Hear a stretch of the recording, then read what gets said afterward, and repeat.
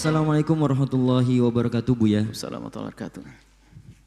Bagaimana hukumnya Buya membeli mystery box dengan ketentuan seandainya tidak beruntung saya tetap ikhlas? Terima kasih Buya atas jawabannya. Wassalamualaikum warahmatullahi wabarakatuh. Mystery box mungkin gambarannya dulu yang tidak ngerti mystery box kata. Beli sesuatu yang kita tidak tahu apakah dapat sesuai dengan yang kita inginkan, yang kita bayar atau tidak. Kan begitu. Karena kadang nggak dapat. Kadang tidak dapat. Maka biasanya orang bimbang, orang nggak punya ide untuk bisnis, pengennya cepat untung.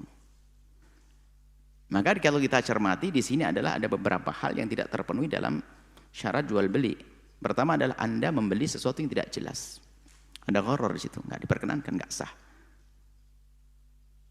Seperti membeli sesuatu yang nggak jelas, nggak tahu dapat atau tidak. Aku jual ikan yang itu di dalam laut, di dalam sungai, di dalam kolam, mana? Nggak jelas. Tidak sampai di sini ternyata di situ ada bentuk perjudiannya. Nah, ini yang berat lagi. Dulu ingat enggak pada tahun-tahun dulu, tahun-tahun nenekmu? Ini kalau yang muda-muda ini. Buya masih mengetahui, biarpun saya bukan seumur kakek-kakekmu, tapi masih ingat dulu ada beli angka, ada hadiahnya. Ya? Beli angka ada hadiahnya. Itu kan perjudian halus. Kasus seperti itu jadi perjudian. Ini termasuk bentuk perjudian. Karena dia untung-untungan. Dan yang diuntungkan paling jelas adalah ya bos apa itu ya pelaksananya. Nah, mungkin kalau seandainya ada membayar 100 nanti bisa jadi mendapatkan uang 300.000, mendapat sesuatu yang nilainya 300-500. Tapi kadang nggak dapat, kadang 50 kadang. Sudah dikira-kira. Dari 100 orang itu mungkin yang akan dikeluarkan hanya 50 juta, tapi yang masuk sudah 200 juta. Tetap saja dibohongi kitanya. Sudah dosa dibohongin lagi.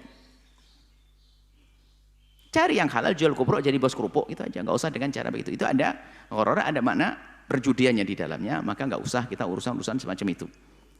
Karena ada perjudian, bagaimana kita ingin mendapatkannya. Kalau nggak dapat jadi penasaran. Sudah, Anda jangan urusan semacam itu. Kalau pengen kaya, pengen cara rezeki yang benar. Karena kalau cari rezeki yang benar, cara yang benar, nanti mudah berderma dan diterima oleh Allah Subhanahu Wa Taala. Jadi itu nggak diperkenankan, nggak usah Anda urusan semacam itu, apalagi Anda seorang yang beriman kepada Allah dan Rasulnya.